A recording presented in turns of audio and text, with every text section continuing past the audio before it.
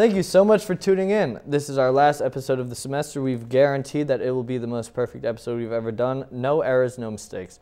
First of all, we want to talk about sugar daddies. Not as sweet as you might think. Then, just today, recently actually, Nelson Mandela passed away. He's a great man. We want to talk about historical figures, what they mean to us now that we're becoming older, how we reflect on them. And last but not least, we're going to talk about secret pickup lines and strategies to help you get the ladies. Here on UMass Yak Back this week.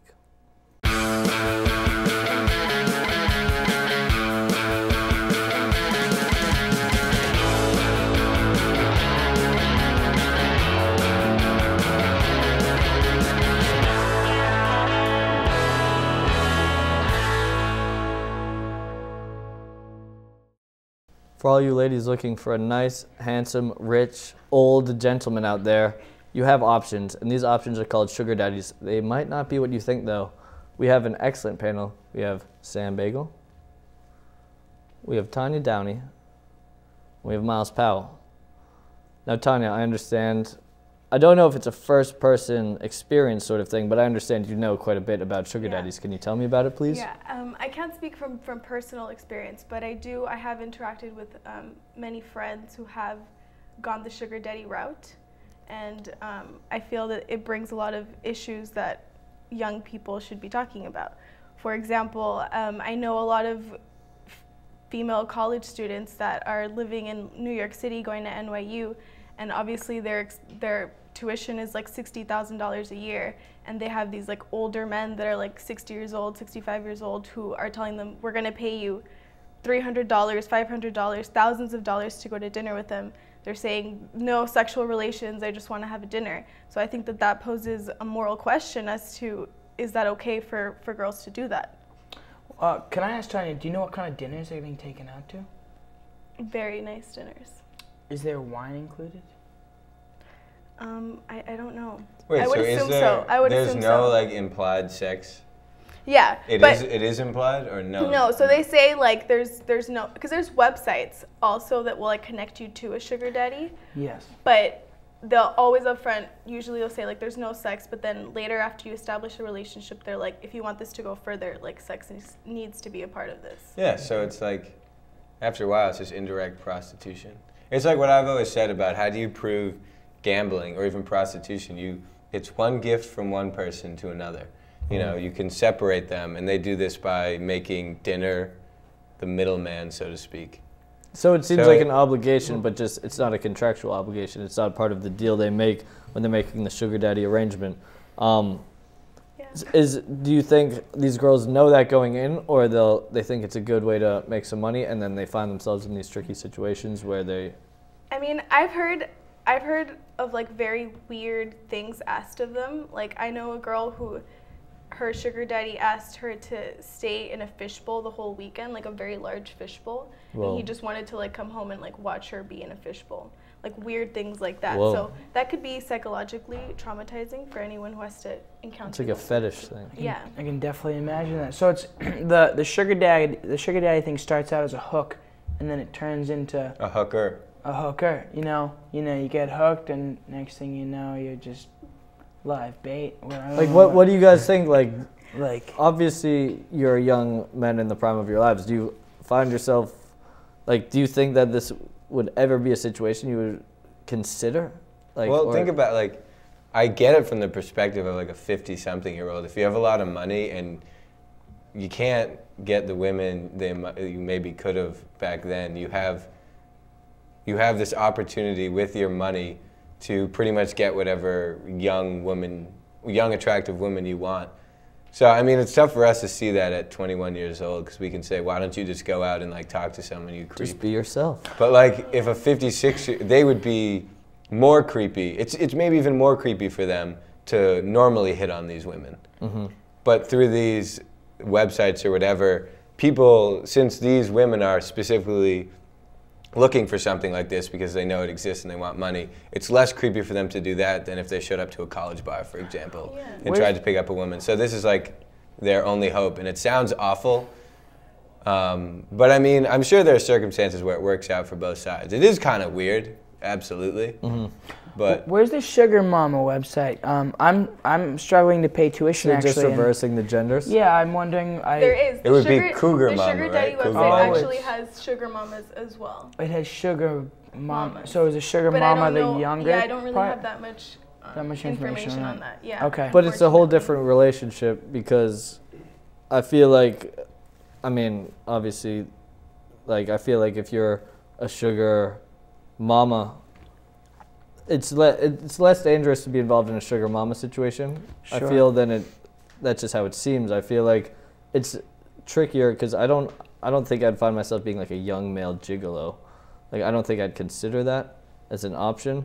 But if I did, I feel like it would be a lot more secure than going to random old guys. I just think it's a lot sketchier. I think the question here is it's a moral question of what type of people are looking to talk to those girls and pay them for them to go to dinner.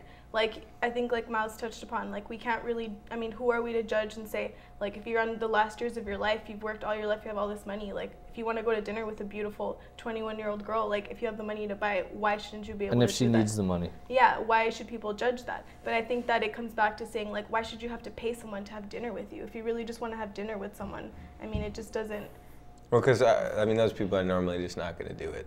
Yeah, I mean, I'm sure there must be at least one sugar daddy who's just genuinely a decent person who wants to do exactly what you just described. I don't know. I mean, what does that say about someone? Like, why is that so valued at that age? I feel like you're in a bad place if in that age you're paying these young, I think you're taking advantage. I'm talking specifically about these college girls. You're taking advantage of their financial situation. Oh, yeah. And I putting think them in that's a an place issue. that makes them like uncomfortable. These girls that are coming from small towns, big city, like they're in debt and they're paying them, and it always ends up to, I think, sexual relations. That's what I've understood. So.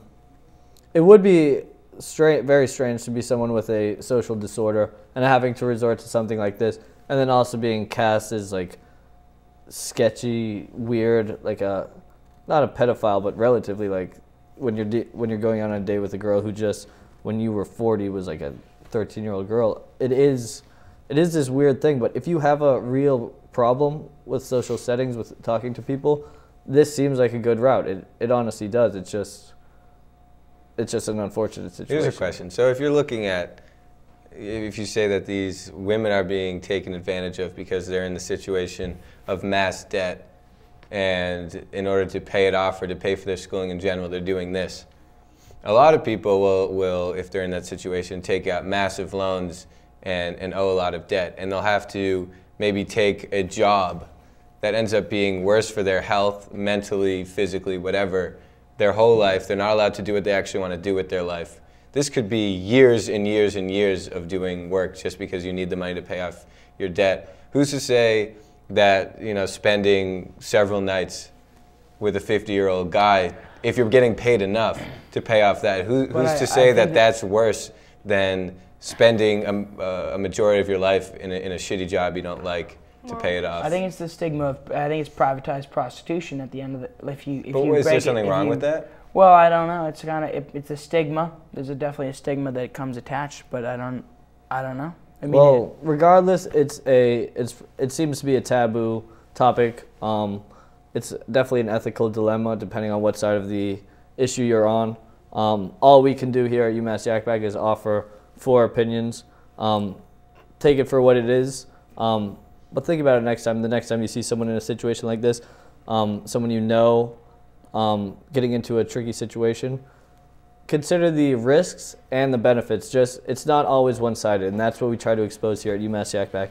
Stick with us because we're about to talk about Nelson Mandela, the man he was, and other men of the world who created such a great environment for us to thrive in. And women, of course. Humans. Here on UMass Yak, all about the humans.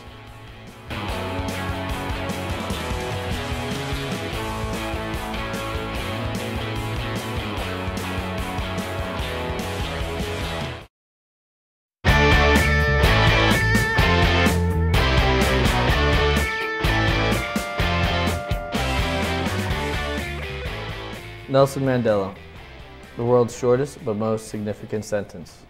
He passed away today. Nelson Mandela will never do anything again, but he has left a legacy that will resonate throughout the world especially South Africa, for years to come. We have had a lot of great leaders in this world. We have Trevor Donahue, potential leader. Brendan Hofstadter, maybe a leader someday. Pat Amidon, likely to be a leader. Guys, I want to ask you, we'll go left to right. Is there a leader that you did not get to experience?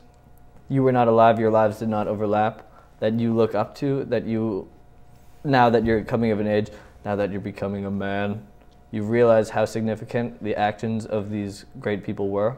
Trevor, you?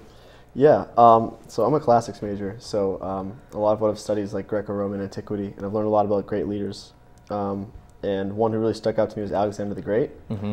And I think it's pretty cliche because, you know, he's just titled the Great, but there's a lot of reasoning behind that is really important to me and to the modern Western world. Mm-hmm. A lot of what we take for granted in terms of, like he influenced the Roman Empire, which obviously, as we know, has a great deal to do with what we are, who we are today as people, and also just his character. There's no one else who, you know, could have done what he did. He was actually seen as the Messiah by Jews when he made his way into Israel. Really? Just because he possessed those qualities, and he was a person who, you know, showed humility and just overall, you know, strength and will of mind. He was actually tutored by one of the greatest philosophers of all time. And, you know, I actually have a picture of him hanging in my house, like, really? to remember. So every day you look him in the eyes and you say, Alexander, I want to be great like you. Yeah, or I just say, like, you know, I better have as much passion about something today as he did about whatever he was trying to do to conquer the world. That's cool. Brendan, what about you? Who do you look up to? Well, that's a tough one to follow, actually, but I definitely love a good Abraham Lincoln biography. Mm-hmm. I feel like a little bit closer to home.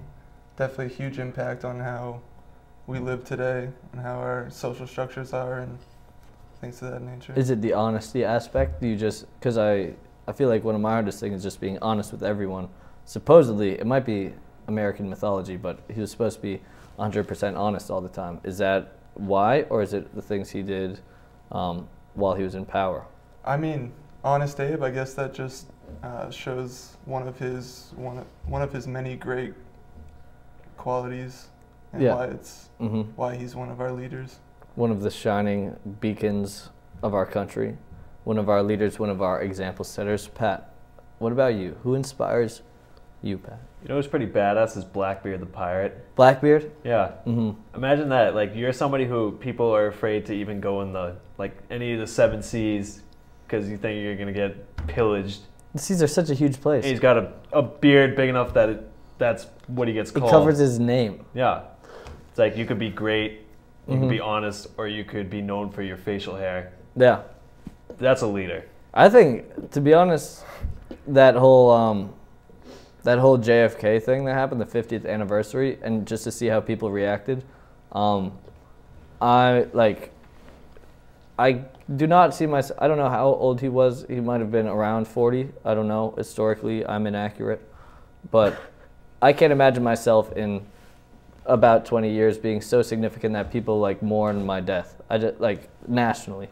So to think about, there are figures, like just people like us that have developed into these massive symbols of things like peace, freedom, democracy, all that, I find mind-blowing. Is there anyone who just like really, really amazes you for what they've done in terms of their significance of how us as a people have developed? Like someone like George Washington, for instance. Well, for me, I mean, Martin Luther King is kind of off the bat what I would think to answer that question. I don't really know enough about him, but I know that he was the head of the civil rights movement and eventually inspired people like, you know, the gays and lesbians and Latinos, so I mean, and countless others to, you know, rise up. So I think that a lot of who we are as Americans is owed to him. It's crazy. There's a lot of people, because that we're obviously naming a bunch of big names, but there are people. Someone who I've always been interested in is a guy by the name of Berry Gordy, who started Motown, and his name isn't on it. It's not like Berry Gordy Records or anything, but all the people who are behind the scenes that make wonderful things happening, wonderful, like innovative, like processes, businesses, just people who have built industries. Like, Pat, do you ever see yourself doing something like that someday? I mean, that'd be cool, but I don't know if like, I feel like if you do such like amazing things, you start from the very beginning being really passionate about something, and seeing as I don't even know what I'm going to eat for dinner in about 15, 20 minutes, I can't see myself doing something that changes how the world goes. Mm-hmm. It's something to strive for, but at this point in time, I don't know if I can say that I'm going to.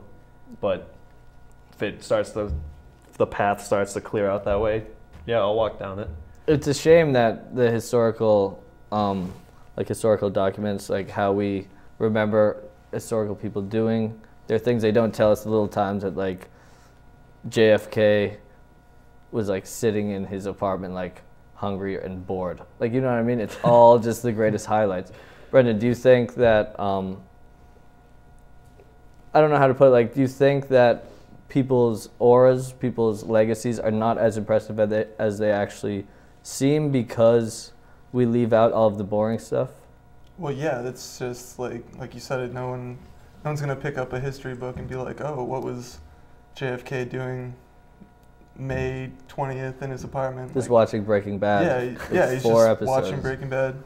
It's almost done. But no one cares about that. It's like it's the important things, and like sadly with like him, Martin Luther King, like you mentioned, it's like it's almost when they die, people rise up behind them even more than when they were alive. Like inspires them. Yeah, when I was younger, I used to think that history was almost finished, like evolving, if that makes any sense. I kind of had this idea of the world and I thought that that's how it's going to be. But recently, to see that evolutions are still going on, political upheaval is still happening, like what do you find most interesting about today's world that 10 years ago, now that we have the ability to comprehend like a decade ago, is there anything that you did not see happening when you were younger that you're surprised just the people of the world have been able to achieve? Well, not so much in the last 10 years, so much as in the last century. I think that it's really amazing that, you know, there are finite countries now, you know, and not constantly like warred over territory going back and forth. I think that's pretty significant. It's probably the first time in history it's ever happened. And the fact that like, there are not as many wars going on right now as there were throughout the course of like humanity. There's actually like a lot of stability compared to how it used to be. So I think that's probably one of the most amazing things. And there's so many like countries that have been formed in the last 50 years, even sooner, that I just don't, it's hard to see where that can go. I mean, just us sitting here thinking about it, we're doing our part, we're trying to make progress, and that's just what I'm pretty sure everyone historically has done, whether they've stumbled across it or they've pursued something. It's our job to keep moving forward. It's our job to keep trying to collaborate, to be open to ideas, and to be honest, that's what UMass Yak is all about. We're about taking these young, brilliant minds, throwing them together in a mixing pot, seeing what comes out of it. And usually what happens is we pull out segment 2 of UMass Yak. Next, we have segment 3, so stick with us because we have some great advice for you young guys trying to pick up some hot chicks.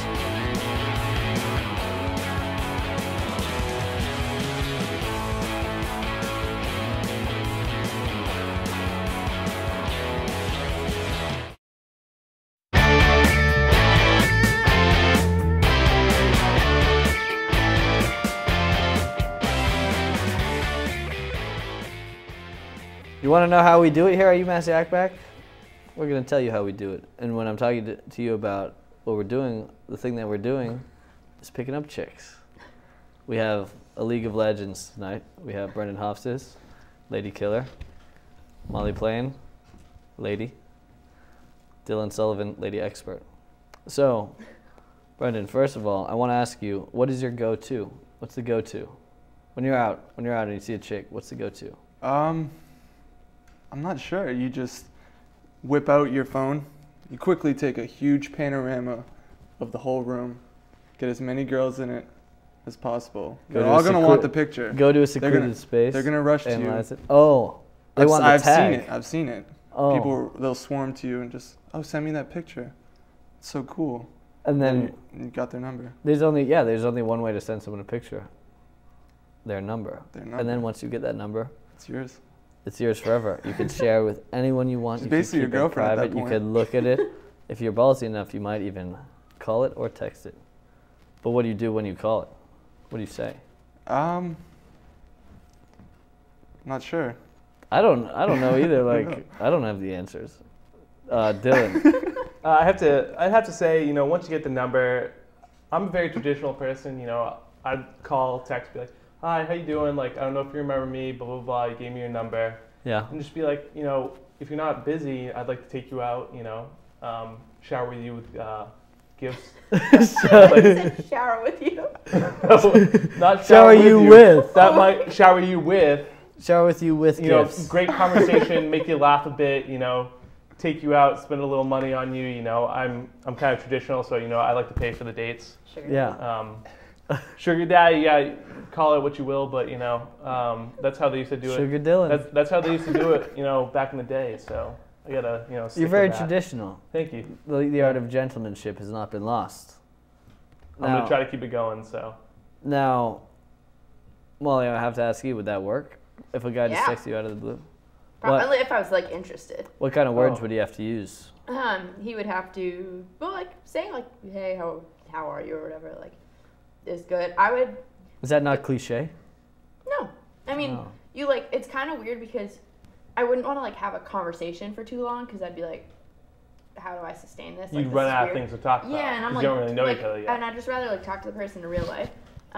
But so like, what I think is cool is like a build up to like going somewhere. Cause I mean, I've been on one date in my life, and I'd be like, and I like knew him like kind of okay, well, and I was still like super nervous and weird. Mm-hmm. And so I would say like invite the girl to like a party that you're going to and stuff like that first. So an unofficial. Right, like, and Right. don't necessarily try to hook up with her, like. Try to anything acclimate like her that. into your culture. Right, exactly. Like, See if she's a get good to know fit. her in like a group social setting, like before, and then maybe like do that 1 or 2 times, and then like ask out to like dinner Mm-hmm. or whatever. Because initial dinner or lunch or whatever is like a lot of pressure, and I don't know, for like weird people like myself.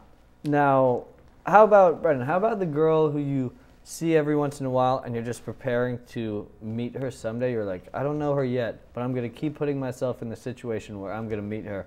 How good does it feel when you finally take advantage of that opportunity? I mean, it feels great, but like you said, like there's definitely preparation Mm-hmm. that you go through. Maybe like learn a few new words, because vocabulary gets you further than you would think. Mm-hmm. Have things to actually talk about. Talk about the new words you've learned. Talk about the new words you learn. Like, Do you have any words? Conversation. Give me a few. Throw a couple out there. What are some great words to know if you're talking to a beautiful, beautiful young lady? Well, Sugar Dylan down here was showing some nice chivalrous things to call. I would like to Stunning. like for one. stunning. Yeah, definitely. Call them. Gotta call them compliment them. Breathtaking. You look Yeah. very beautiful tonight. You're call- cherubic. maybe you're some cherubic maybe young some lady. sweet nicknames that aren't like babe. Maybe like, hey sweetheart, like Yeah. darling. Oh, sweetheart. What? No, yeah. Oh, well. I heard this old guy referring to his girlfriend as a sweetheart. That's a classic move. That's a classic When move. you just meet the person? Oh. I don't know. Maybe I could didn't be know there wrong, were but rules. Molly, would you say that you like a guy that can make you laugh a little bit? Like a lot, yeah. Not goofy, but I've heard humor is a way to a woman's heart as well. Oh yeah. At least, humor's, like, I know- essential. Zoe, you're my girlfriend and all. I'm just doing it for the sake of the Love you, segment and Zoe. everything. But I know my girlfriend likes to laugh. So if you're watching this, agree with me here. Who doesn't So- like to laugh? Exactly. aside. So That's how do it. So, Molly, has anyone ever told you a nice little pickup line Oh That- yeah. that's worked on you? Oh yeah. Tell us. You have something good. I can tell. Wow, I actually, honestly, I don't even remember what the line was, but I remember that there was some horrifying line in like the kitchen of a party, and I was making out with him like 2 seconds later. Whoa. Because I thought it was so. I think I like. what a I stud. thought Was it it was funny. flattering, or was it just so witty that you had to? I was kind of like, that's kind of hilarious that you. It just shows said some- that to me. It like, shows the cajones. Yeah, I don't remember what it was. It was like my appreciation for his boldness. It wasn't like the line. At Boldness, all. that's a big thing. Someone asked my roommate the other day, how do you have time to, like, how do you, like, split up your time? And she's like, what do you mean? He goes, between school and modeling. And she's like, are you kidding me? Like, that is the kind of thing that I would laugh and then run away. And I would never actually respond to it. I always think of brilliant lines, and I forget them. I should write them down. Would it be bad if a guy referenced a list of lines before he talked to you? Or would you still think that... List? Yeah. If I pulled out a little notepad and I started reading off original I think ideas. in the sense that you had the notepad, that could be a good joke in itself. Be like, hang on, I really want to pick you up, and but I need to, refer to my... I think that I would have make a me feel flow very chart just for this situation. Exactly. I You think are it'd you be follow. funny. I think it'd I be would funny. think it was awkward funny. It would You're be funny 80th if you percentile. actually used a line. Because if you, like, if you had it in your phone, you could, like, go look and, like, pretend you're just texting someone and then bring out the line to the girl. Oh, that's a good So idea. you still have Do you the, really like, want to it's a bring your secret. phone out? Yeah. Distract Well, your no, you're like. just like, well, no, you don't. It's before you approach her. Oh, okay. True. You check her out on your way in the crowd. You check out your phone, I mean, see the which line phone's it the is. number one sign that she's not interested. She pulls out her phone, talks to her friends. It's time to move on after that Yeah, point. get lost, sucker. Get lost. Unless it's pulling out your phone for the number, get lost, buddy. Another thing I want to talk about is the prop game. Because you might not have to say something, but let me give you an example. I had one excellent night, and all I did is I wore a t-shirt with a breast pocket, and I just threw a pen in there. Wildly successful. Wildly successful. Do you guys have any props you like to use, or certain costumes that will, it's like a peacock attracting the ladies? Costume. I don't know about any costumes, but maybe just looking nice. I don't know. Looking fly? No costumes. I don't think that will secure you. Well, I don't mean costumes as much, I mean wardrobe. I have to agree. The nicer you look, the better. Because correct me if I'm wrong again. Sweatpants, a sweatshirt, white Nikes, and a hat. Gets Definitely boring a bad after a hit. while. It gets boring after a while. I would But if assume you're too dressed up, that's also weird. it's got to work for the setting. Yeah, like I know people that like have changed outfits like during parties, and that's weird. confusing and strange. I've never done that. I'm all about personal comfort. Yeah. And I hope you guys have been comfortable. I mean, Molly, we've put you in a tricky situation being the Stuck in between two judge. ladies, man. Yeah, and then we have our two, like you said, Dylan, two ladies, man, giving away their secrets. It's like a magician breaking the ultimate rule. I'm just the moderator. I'm just trying to get information out of you. Because I want to take this information and share it with the world, our viewers, the UMass Yak viewership. We're thinking about you. We want you to have great happiness, great life success. We want you to be content. We want you to regret nothing. So please take the advice, the invaluable advice we have given to you tonight. Go out. Go out tonight. Go out tonight. Find someone who you think would be an excellent soulmate. Say a nice little line. Wear a pen in your pocket. Who knows? It might result in a great lineage someday. That's all we have to say. It's been 3 segments. Through the roof, off the charts. Tectonically speaking, it was a 0.9, a 9.0. In terms of effectiveness, the message. I gotta be honest, I'm rambling, but that's because this is our last episode of UMass Yak for the fall semester in 2013. 2014 we'll be back, but who knows? We might not be the same. We might all be completely different people. We might not even have the same core values.